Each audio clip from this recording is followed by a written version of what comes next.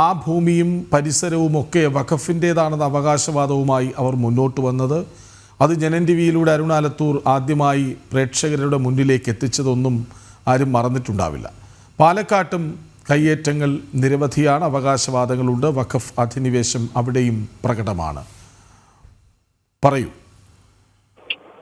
തീർച്ചയായിട്ടും കൃഷ്ണരാജ്, ഈ വഖഫുമായി ബന്ധപ്പെട്ട് തമിഴ്നാട്ടിൽ നിരവധി പ്രദേശങ്ങളിലാണ് ജനങ്ങൾ ദുരിതം അനുഭവിക്കുന്നത്. അതിൽ തന്നെ ഈ തൃച്ചിക്കടുത്തുള്ള തിരുച്ചെന്തുറൈ, ആ തിരുച്ചെന്തുറയിലുള്ള ചന്ദ്രശേഖര സ്വാമി ക്ഷേത്രം, ആ ചന്ദ്രശേഖര സ്വാമി ക്ഷേത്രവും അതുപോലെ തന്നെ അതിന് ചുറ്റുമുള്ള ഏകദേശം 369 ഏക്കർ ഭൂമി, അതായത് 3 പഞ്ചായത്തുകളിലായി പരന്നു കിടക്കുന്ന നിരവധി ജനങ്ങൾ ഇന്നും താമസിക്കുന്ന അവരുടെ ഭൂമി ഉൾപ്പെടെ തങ്ങളുടേതാണെന്നുള്ളൊരു അവകാശവാദവുമായിട്ടായിരുന്നു വഖഫ് ബോർഡ് ഈ തമിഴ്നാട്ടിൽ രംഗത്ത് വരുന്നത്. തമിഴ്നാട്ടിൽ അത്തരത്തിൽ വഖഫ് ബോർഡ് ഈ ഒരു ഗ്രാമവും അവിടുത്തെ ക്ഷേത്രവും ഉൾപ്പെടെ തങ്ങളുടേതാണെന്ന അവകാശവാദം ഉന്നയിച്ചതോടെ പിന്നീട് ജനങ്ങൾ എന്ത് ചെയ്യണമെന്നറിയാതെ വലിയ രീതിയിൽ ദുരിതം അനുഭവിക്കുന്ന ഒരു കാഴ്ചയാണ് നമ്മൾ അവിടെ നേരിട്ട് ചെന്നപ്പോൾ ഉൾപ്പെടെ കാണാൻ കഴിഞ്ഞതെന്നുള്ളതാണ്. പ്രത്യേകിച്ച് ഈ ജനങ്ങളെ സംബന്ധിച്ചിടത്തോളം വലിയൊരു ആശങ്ക ഉള്ള കാര്യം എന്തെന്നാൽ അവിടെ ഈ ആളുകൾക്ക് അവരുടെ മറ്റെന്തെങ്കിലും ആവശ്യങ്ങൾക്ക്, വിവാഹവുമായി ബന്ധപ്പെട്ടോ മറ്റോ ഒക്കെ ഏതെങ്കിലും തരത്തിൽ ഭൂമി വിൽക്കണമെങ്കിൽ അതിന് യാതൊരു തരത്തിലും കഴിയാത്ത ഒരു സ്ഥിതിവിശേഷമാണ് അവിടെ നമുക്ക് കാണാൻ കഴിഞ്ഞത്. അതുകൊണ്ട് തന്നെ ആളുകൾക്ക് സ്വന്തം ഭൂമിയിൽ ഒരു അന്യരായി കഴിയേണ്ട ഒരു സ്ഥിതി എന്നൊക്കെ പറയുന്ന തരത്തിലായിരുന്നു ആ പ്രദേശത്തെ ജനങ്ങളുടെ ആ ഒരു ദുരിതം എന്നുള്ളത്.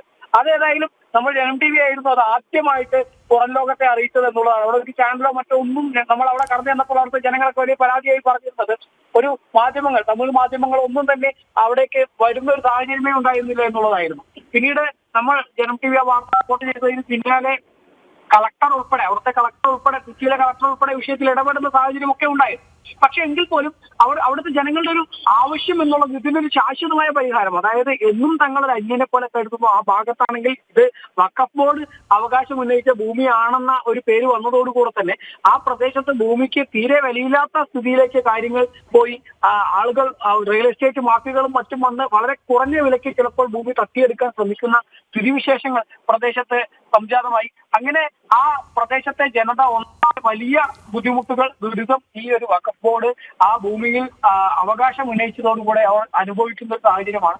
മാത്രമല്ല അവിടുത്തെ ചരിത്രം നമ്മൾ പരിശോധിക്കുമ്പോൾ ആ ക്ഷേത്രം, അവിടുത്തെ ചന്ദ്രശേഖര സ്വാമി ക്ഷേത്രം എന്നുള്ളത് ഈ പണ്ട് ചോള രാജാക്കന്മാരുടെ കാലത്ത് നിർമ്മിച്ചതാണ് എന്നുള്ളതാണ് അവിടുത്തെ കല്ലുകളിൽ ഉൾപ്പെടെ കൊത്തിവെച്ചിരിക്കുന്നത്. ഈ ക്ഷേത്രം നിർമ്മിച്ചത് ചോഴന്മാരുടെ കാലത്താണെന്നുള്ളതാണ്. അപ്പോൾ അത്തരത്തിൽ ചോഴന്മാരുടെ കാലത്ത് നിർമ്മിച്ച ഒരു ക്ഷേത്രത്തിൽ പോലും വഖഫ് ബോർഡ് അവകാശവാദം ഉന്നയിച്ചിരിക്കുന്നു. അതും അവിടുത്തെ ഹൈന്ദവ ജനങ്ങൾ അതുമൂലം ആ ക്ഷേത്രത്തിന്റെ ഭൂമി പോലും, ക്ഷേത്രത്തിലെ ഭഗവാന്റെ വിഗ്രഹം ഇരിക്കുന്ന ആ ഒരു വിഗ്രഹം ഉൾപ്പെടെയുള്ള പ്രദേശങ്ങളിലൊക്കെ ഉള്ള ഭാഗം ഉൾപ്പെടെ തങ്ങളുടേതാണെന്ന അവകാശവാദം ഉന്നയിച്ചു എന്നുള്ളത് യാതൊരു കാരണവശാലും അംഗീകരിക്കാൻ കഴിയില്ല എന്നുള്ള നിലപാടിലായിരുന്നു അവിടുത്തെ ജനങ്ങൾ.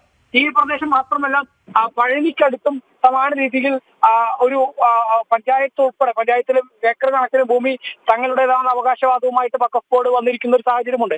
തമിഴ്നാട്ടിൽ ചെന്നൈയിലും അതുപോലെ തന്നെ നിരവധി ഇടങ്ങളിൽ സമാന രീതിയിൽ വഖഫ് ബോർഡ് അവകാശവാദവുമായി ഉന്നയിച്ചിട്ടുള്ള ഭൂമികൾ നിരവധി അനവധിയാണ് എന്നുള്ളതാണ്.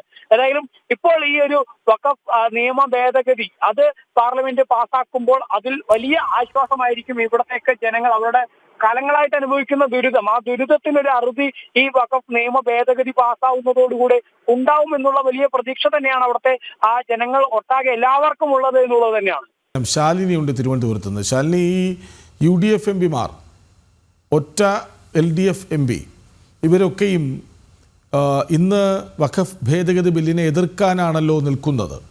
അങ്ങനെയെങ്കിൽ കേരളത്തിൽ BJPയുടെ പ്രതിഷേധം ഉണ്ടാകാനുള്ള സാധ്യത ഇല്ലേ?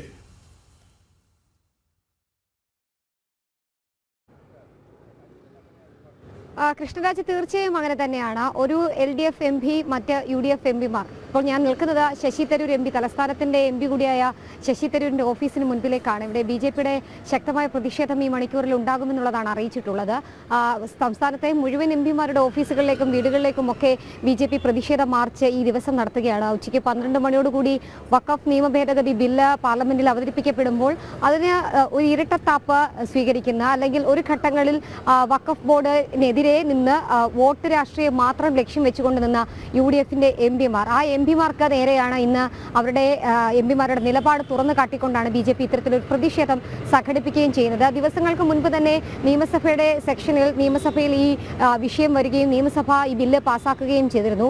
അന്ന് വഖഫ് ബോർഡിന് എതിരായി അല്ലെങ്കിൽ വോട്ട് രാഷ്ട്രീയം മാത്രം മുന്നിൽ കണ്ടുകൊണ്ട് ആ ജനതയ്ക്കൊപ്പമാണ് എന്ന് പറഞ്ഞുകൊണ്ട് നിന്ന UDFന്റെ MLAമാർ ഒപ്പം തന്നെ UDFന്റെ പ്രതിനിധികളടക്കമുള്ളവരാണ് ഇന്ന് നിലപാട് മാറ്റിയിട്ടുള്ളത്. സർക്കാർ പ്രതിനിധികളടക്കമുള്ളവരാണ് ഈ നിലപാട് ഇപ്പോൾ മാറ്റിയിട്ടുള്ളത്. ഇന്ത്യ മുന്നണി ഒപ്പം നിർത്തിക്കൊണ്ട് പാർലമെന്റിൽ ഒരു പ്രതിപക്ഷ സ്വഭാവത്തോടു കൂടി പ്രതിഷേധം അറിയിക്കാനും ഒപ്പം തന്നെ ബില്ലിനെതിരെ നിൽക്കാനുള്ള അവരുടെ നിലപാട്, അതായത് രണ്ട് ഭാഗങ്ങളിൽ രണ്ട് നിലപാട്, ആ നിലപാട് തുറന്നു കാട്ടുക എന്നുള്ളതാണ് BJP മുന്നോട്ട് വെക്കുന്നത്. ആ BJP ശക്തമായി തന്നെ സംസ്ഥാന വ്യാപകമായി ഇന്നു മുതൽ ഈ വിഷയം ജനങ്ങളിലേക്ക് എത്തിക്കും. ഒപ്പം തന്നെ മുനമ്പം വിഷയം അടക്കം മുൻനിർത്തിക്കൊണ്ടാണ്, നമുക്കറിയാം സംസ്ഥാന വ്യാപകമായി ഇത്തരത്തിൽ വഖഫ് ബോർഡിന്റെ ഭൂമികളുണ്ട് എന്ന് അവർ അവകാശപ്പെടുന്നു. സാധാരണക്കാരുടെ ഭൂമിയാണ്. ഒരു നിമിഷം ഒരു സുപ്രഭാതത്തിൽ അവരുടെ ഭൂമിയിൽ നിന്നും ഇറങ്ങണമെന്ന്, അവർ ജനിച്ചു വളർന്ന ഭൂമിയിൽ നിന്ന് ഇറങ്ങണമെന്ന് ആവശ്യപ്പെട്ടുകൊണ്ട് വഖഫ് ബോർഡിന്റെ നോട്ടീസുകൾ വരുന്നു. അതിനെതിരെ ക്രൈസ്തവ സംഘടനകളടക്കം ദിവസങ്ങൾക്ക് നാളുകൾക്ക് മുൻപേ പ്രതിഷേധം ആരംഭിച്ചതാണ്. തലസ്ഥാനത്തടക്കം ജനങ്ങളെ മുൻനിർത്തിക്കൊണ്ട് തീരദേശങ്ങളിലും ഒപ്പം തന്നെ ക്രൈസ്തവ ദേവാലയങ്ങളിലും അടക്കം ശക്തമായ പ്രതിഷേധം അറിയിച്ചതാണ്. ക്രൈസ്തവ സംഘടനകളടക്കമുള്ളവരും ക്രൈസ്തവരും UDF MPമാരോട് ഈ നിലപാട് മാറ്റത്തിൽ ചോദ്യങ്ങൾ ഉന്നയിച്ചിട്ടുണ്ട്. നിലപാട് മാറ്റണമെന്നും ഈ ബില്ലിനെ അനുകൂലിക്കണമെന്നുമുള്ള അവരുടെ ആവശ്യം അറിയിക്കുകയും ചെയ്തിട്ടുണ്ട്. ഒരു ഘട്ടത്തിലും ഈ നിമിഷം വരെയും അതിന് വ്യക്തമായ നിലപാട് UDFന്റെ പ്രതിനിധികൾ അറിയിച്ചിട്ടില്ല എന്നുള്ളതാണ് ഏറ്റവും ശ്രദ്ധേയമായിട്ടുള്ള കാര്യം. ഇന്ന് അല്പസമയം മുമ്പ് BJPയുടെ സംസ്ഥാന അധ്യക്ഷൻ രാജീവ് ചന്ദ്രശേഖർ അടക്കം മാധ്യമങ്ങളെ കണ്ടിരുന്നു. അദ്ദേഹവും പറയുന്നത് ഈ ഒരു ബില്ല് സാധാരണ ജനങ്ങൾക്കൊപ്പമാണ്, ഒരാളെ ഭിന്നിപ്പിക്കാനോ അല്ലെങ്കിൽ ഒരാൾക്കും എതിരെ നിൽക്കുന്ന ഒരു ബില്ലല്ല. സ്വാഭാവികമായും ആ ബില്ലിനെ എല്ലാ MPമാരും അനുകൂലിക്കണം. കേരളത്തിൽ നിന്നുള്ള മുഴുവൻ MPമാരുടെയും വോട്ട് അല്ലെങ്കിൽ അവരുടെ അനുകൂല നിലപാട് ഈ ബില്ല് അവതരിപ്പിക്കുമ്പോൾ ഉണ്ടാകണമെന്നുള്ളതാണ്, അത് പാസ്സാക്കി എടുക്കണമെന്നുള്ളതാണ് രാജീവ് ചന്ദ്രശേഖർ അറിയിച്ചിട്ടുള്ളത്. ഒപ്പം തന്നെ ഇന്നിപ്പോൾ നടക്കുന്ന ഈ പ്രതിഷേധ മാർച്ച് BJPയുടെ മുൻ സംസ്ഥാന അധ്യക്ഷൻ K സുരേന്ദ്രനാണ് ഉദ്ഘാടനം ചെയ്യാൻ പോകുന്നത്. അദ്ദേഹവും മുൻപ് ഈ നിലപാട് ആവർത്തിക്കുകയും ചെയ്തിട്ടുണ്ട്. കാരണം സാധാരണ ജനങ്ങളാണ്, അവർ ജനിച്ചു വളർന്ന ഭൂമിയാണ്, അത് ഒരു നിമിഷം അവരുടേതല്ല എന്ന് പറയപ്പെടുന്നു. ആ ഒരു ഭൂമി തട്ടിയെടുക്കാൻ ഒരു വിഭാഗം ആളുകൾ എത്തുന്നു. അങ്ങനെ ഇനിയും ആവർത്തിക്കപ്പെട്ടേക്കാം. ഇനിയും ഒരുപാട് പേർ അവരുടെ ഭൂമിയിൽ നിന്ന് ഇറങ്ങേണ്ടി വന്നേക്കാം. ആ ഒരു സാഹചര്യം ഇനി ഉണ്ടാകാൻ പാടില്ല. ഒരു കൃത്യമായ നിയമം വേണം. ആ നിയമം ഭേദഗതി ചെയ്യാൻ വേണ്ടിയിട്ടാണ് പാർലമെന്റിലേക്ക് ഇന്ന് ആ ഒരു ബില്ല് എത്താൻ പോകുന്നത്. അതിനെതിരെയാണ് ഒരു കൂട്ടം UDFന്റെ MPമാർ ഈ ഒരു പ്രതികൂല നിലപാട് അല്ലെങ്കിൽ ഒരു ഘട്ടത്തിൽ അവർക്ക് അനുകൂല നിലപാട് സ്വീകരിക്കുകയും പിന്നീട് ആ ചേർത്ത് നിർത്തിയ ആളുകൾ തന്നെ അവരെ തള്ളിപ്പറയുന്ന നിലപാടിലേക്ക് കാര്യങ്ങൾ എത്തിച്ചിട്ടുള്ളതും ശശി തരൂർ അടക്കമുള്ളവർ ഈ ഒരു വിഷയത്തിൽ സ്വീകരിച്ച നിലപാടുകൾ നമുക്കറിയാം. ഒരു ഘട്ടത്തിൽ മുനമ്പം ജനതയ്ക്കൊപ്പമാണ്, ഒപ്പം തന്നെ ഇത്തരത്തിൽ ഭൂമി കയ്യേറ്റം അനുവദിക്കില്ല, ഒപ്പം നിയമസഭയിലടക്കം പ്രസ്താവിച്ചിട്ടുള്ള VD സതീശൻ അടക്കമുള്ളവരുടെ പ്രസ്താവനകളെ പിന്തുണച്ച MPയാണ് ഇന്ന് അതേ നിലപാട് മാറ്റിയിട്ടുള്ളത്. അദ്ദേഹം എന്തായിരിക്കും പാർലമെന്റിൽ സ്വീകരിക്കാൻ പോകുന്നത്, ഒപ്പം തന്നെ ഹൈബി ഈഡൻ MP അടക്കമുള്ളവർ എന്ത് നിലപാട് ഈ വിഷയത്തിൽ സ്വീകരിക്കുമെന്നുള്ളത് നിർണായകമാണ്. അതിനെതിരെയാണ് അല്ലെങ്കിൽ അവരുടെ പ്രതികൂല നടപടിക്കെതിരെയും ഒപ്പം തന്നെ അവരുടെ ഇരട്ടത്താപ്പ് നയത്തിനെതിരെയും അവരുടെ നിലപാട് മാറ്റത്തിനെതിരെയുമാണ് BJP ശക്തമായ പ്രതിഷേധം അറിയിക്കുന്നത്. സംസ്ഥാന വ്യാപകമായി പ്രതിഷേധം ആളിക്കത്തും എന്നുള്ളതിൽ സംശയമില്ല. ഒരിടവേളയ്ക്ക് ശേഷം മുനമ്പം വിഷയം അടക്കം വീണ്ടും ചർച്ചയ്ക്ക് വരികയാണ്. തീരദേശ ജനതകൾ അവിടെ സമരം നടത്തുന്നു. മുനമ്പം ജനത അവിടെ നാളുകളായി തുടങ്ങി അവരുടെ പ്രതിഷേധങ്ങൾ അണയാതെ ഇപ്പോഴും ആളിക്കത്തുന്ന ഒരു സാഹചര്യം. പല MPമാർ അവരുടെ വേദിയിലെത്തിയതാണ്, അവർക്ക് ഐക്യദാർഢ്യം പ്രഖ്യാപിച്ചതാണ്. അതേ MPമാർ തന്നെയാണ് ഇന്ന് അവരെ തള്ളിപ്പറയാനായി പാർലമെന്റിലേക്ക് എത്തുന്നത് എന്നുള്ളതാണ് ഏറ്റവും ശ്രദ്ധേയമായിട്ടുള്ള കാര്യം. അതിനെതിരെയാണ് സംസ്ഥാന വ്യാപകമായി BJP പ്രതിഷേധം അറിയിക്കുന്നത്. BJP തുടക്കം മുതൽ തന്നെ ഈ മുനമ്പം വിഷയത്തിലടക്കം സ്വീകരിച്ചിട്ടുള്ള നിലപാടിൽ ഉറച്ചു നിൽക്കുകയാണ്.